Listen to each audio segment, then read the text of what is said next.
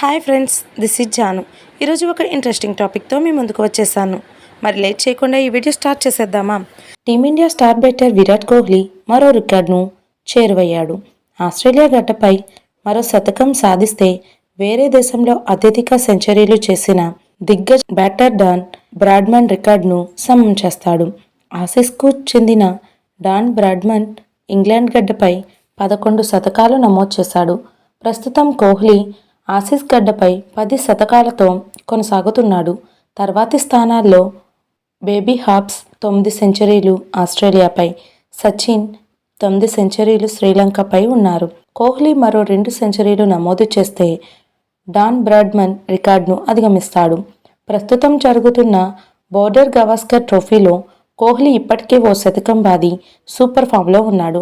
Perth వేదికగా జరిగిన తొలి టెస్ట్ రెండో ఇన్నింగ్స్లో కోహ్లీ సెంచరీలు నమోదు చేశాడు. ఈ మ్యాచ్లో భారత్ 295 పరుగుల భారీ తేడాతో విజయం సాధించింది. శుక్రవారం నుంచి అడిలైడ్ వేదికగా జరిగే పింక్ బాల్ టెస్ట్లో ఆతిథ్య ఆసీస్తో టీమిండియా అమీతుమీ తేల్చుకోనుంది. ఈ మ్యాచ్లో కోహ్లీ శతకం సాధిస్తే బ్రాడ్మన్ రికార్డ్ సమం చేస్తాడు. ఇక అడిలైడ్లో కోహ్లీకి మెరుగైన రికార్డు ఉంది. ఇక్కడ ఇప్పటి వరకు 3 ఫార్మాట్లలో కలిపి 15 ఇన్నింగ్స్లు ఆడిన కోహ్లీ 957 పరుగులు చేశాడు. ఇందులో 5 సెంచరీలతో పాటు 4 హాఫ్ సెంచరీలు ఉన్నాయి.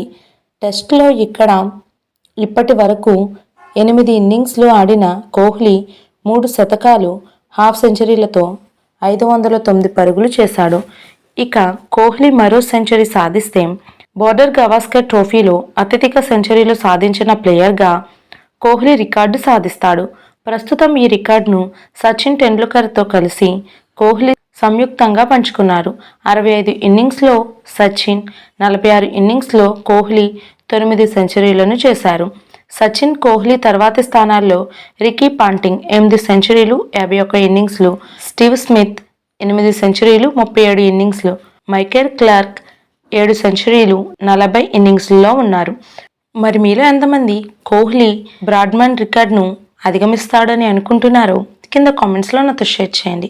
ఈ వీడియో కనుక మీకు నచ్చినట్లయితే లైక్ చేయండి, షేర్ చేయండి. This is Janu. Thank you for watching this video.